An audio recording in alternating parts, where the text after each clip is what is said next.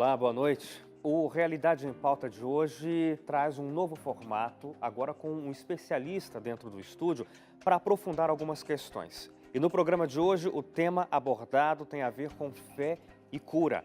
Bom, para a gente aprofundar um pouco esse assunto, aqui no estúdio comigo hoje eu estou recebendo o teólogo e psicólogo Alberto Neri.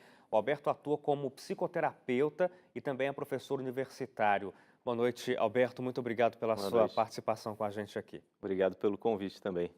Esse é um tema bastante delicado, eu diria, Alberto, porque a gente não costuma ver essa relação, não é? De o trato da medicina com uma pessoa que precisa de recuperação, de cuidados médicos, com essa ligação com a espiritualidade. Mas pelo que a gente tem visto aí, por exemplo, nesse congresso realizado em São Paulo, há uma relação que a cada dia parece que está sendo mais confirmada, inclusive pela própria ciência.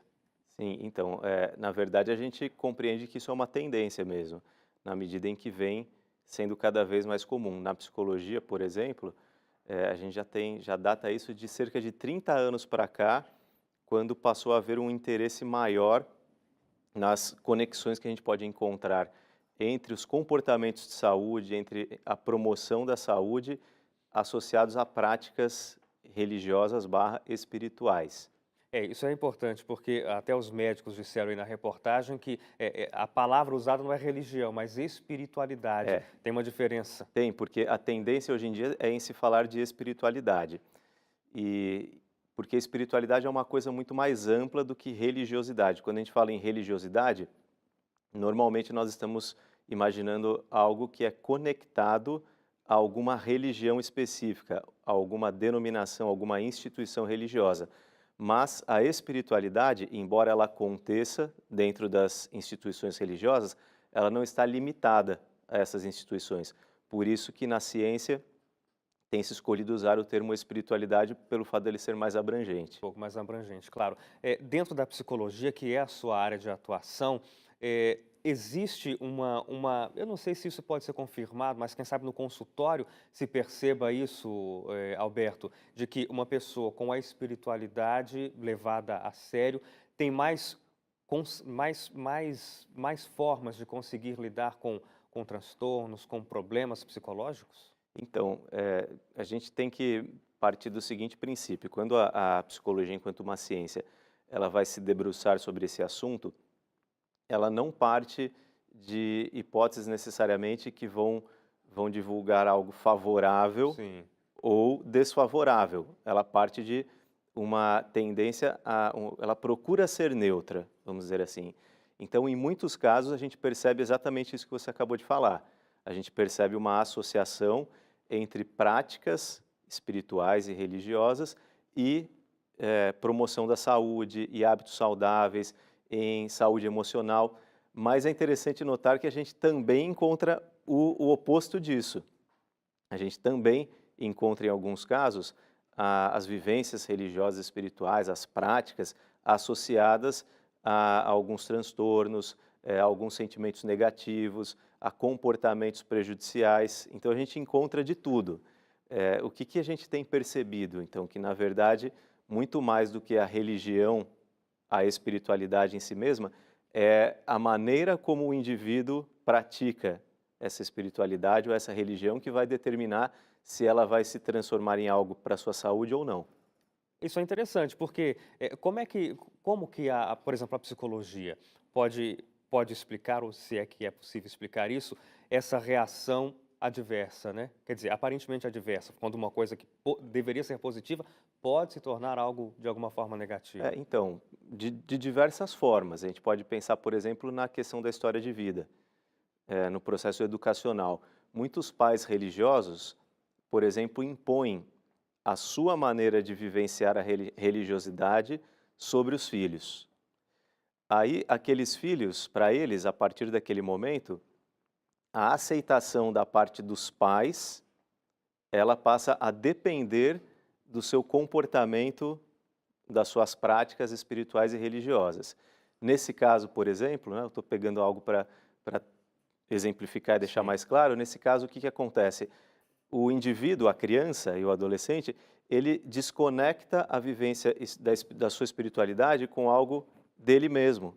e aquilo passa a ser um meio de se conseguir a aprovação dos pais. Normalmente, isso não termina bem. Normalmente, isso termina em sentimentos de culpa, em alguns casos, em rebaixamento da autoestima, porque a religião, que é algo que pode ser bom, a espiritualidade, está sendo usado como um fator educacional, mas não para a promoção de coisas positivas, mas para a cobrança Sim. do indivíduo. Então, pode desencadear coisas que não são necessariamente positivas. Esse é um dos exemplos, mas isso pode acontecer de inúmeras formas. Isso tem muito a ver com a própria personalidade. Para algumas pessoas, por conta da sua personalidade, ela já tem uma tendência a pegar o que a religião talvez tenha de mais pesado e incorporar aquilo de uma maneira totalmente rígida. Nesse caso, ela vai acabar sofrendo também. Claro. Talvez passe um pouco por aquela busca pelo sentido da própria vida, né? Tem até algo dentro da psicologia que trata disso, a Sim, logoterapia. sim, exatamente. A logoterapia é uma das abordagens em psicologia e é uma abordagem que ela se tornou mais popular a partir da década de 50, no pós-guerra, embora ela já Já existisse há estivesse algumas antes. décadas antes, mas o seu criador, que é Viktor Frankl, ele parte desse princípio que o grande problema do indivíduo contemporâneo é a falta de sentido, é o fato dele estar meio perdido. São tantas opções, é uma ausência de referências e daí o indivíduo acaba ficando assim meio que sem saber como agir, sem uma referência de para onde ir e o que fazer e acaba caindo no vazio existencial. A logoterapia ela procura trabalhar justamente o encontrar desse sentido nas diferentes circunstâncias da vida, nos relacionamentos, no trabalho e mesmo em meio ao sofrimento. Você está falando da logoterapia, né, que é especificamente a teoria com a qual eu trabalho Sim. na minha prática clínica, e, e ela tem esse diferencial, talvez, das outras abordagens, porque de todas as abordagens em psicologia, talvez ela seja aquela que lança um olhar mais compreensivo sobre a espiritualidade humana. E nesse caso não é uma coisa atual, isso já vem desde a origem da logoterapia. Ela vai chamar a espiritualidade de uma manifestação do indivíduo chamado de autotranscendência, ou seja, quando tudo que eu faço e que nas minhas ações, nos meus pensamentos, e que me levam a transcender a mim mesmo, me conectar com o outro, me conectar com um sentido, com algo mais amplo. Então, a religião ela pode entrar nessa categoria. Alberto, existe uma explicação fácil para a gente tentar entender por que dessa relação, por que a fé, a espiritualidade consegue ter essa influência tão positiva, inclusive em algo que parece não ter relação alguma, né, que é a condição física, ou às vezes neurológica de uma pessoa? Então, talvez a explicação mais simples que a gente vai ter para isso, eu não acredito que que a gente consiga simplificar tanto, mas de uma maneira mais simples, o que dá para a gente compreender? É que cada vez mais dentro das ciências da saúde, adota-se o paradigma da saúde integral. Ou seja, a saúde, ela não é simplesmente física, simplesmente emocional ou de qualquer outra ordem. Ela é um conjunto. Ela é um conjunto de coisas. O indivíduo, ele é um ser integrado. Então, obviamente, aquilo que eu faço, aquilo no que eu acredito, as coisas que envolvem a minha vida como um todo, vão afetar a minha condição de saúde ou não.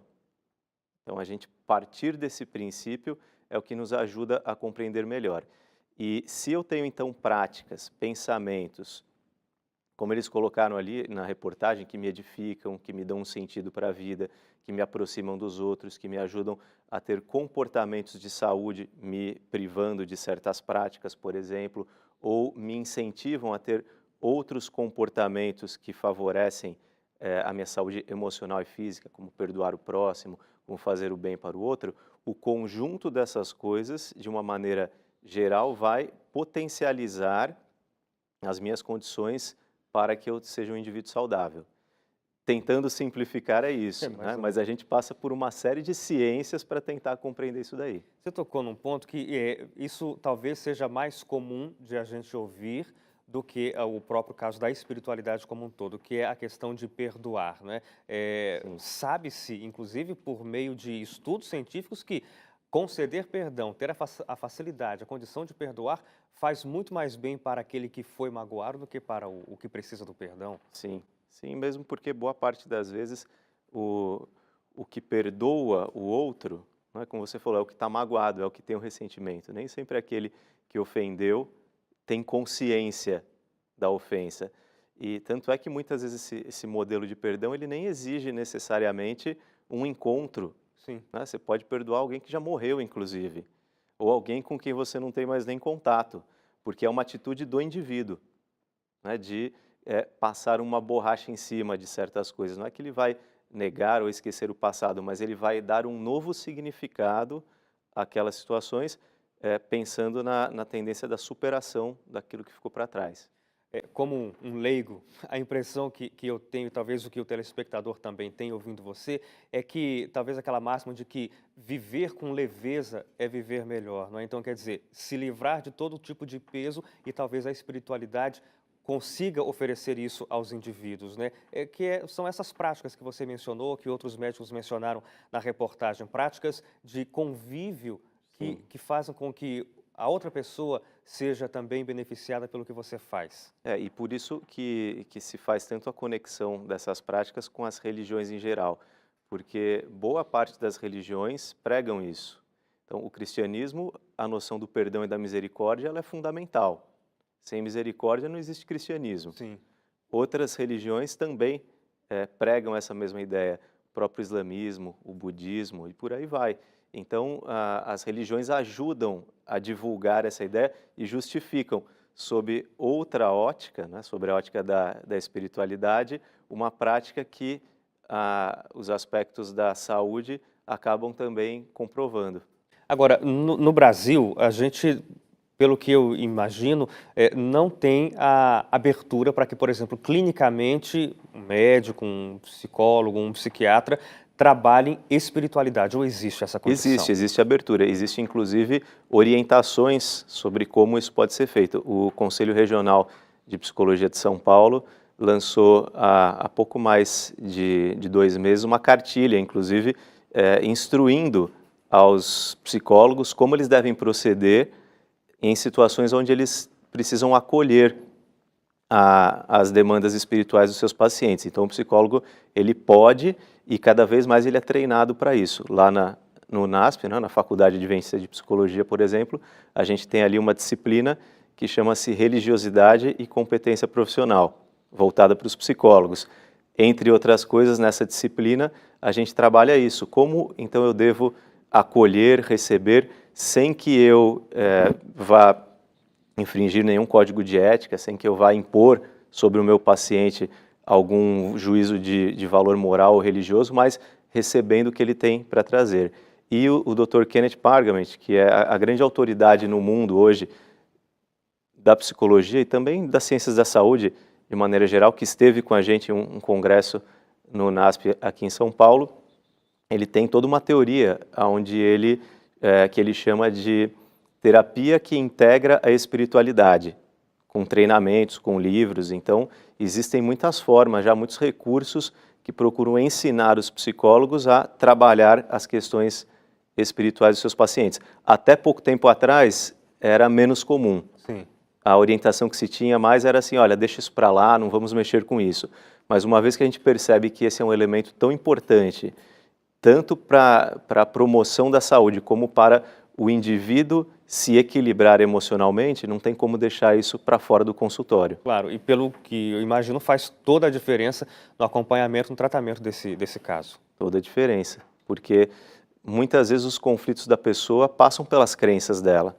Então, como é que eu vou trabalhar o conflito que passa pela crença se eu deixo a crença de lado? Não tem como. Claro, e aí quem sai ganhando é a população que necessita desse tipo de serviço. Com certeza. Eu quero agradecer.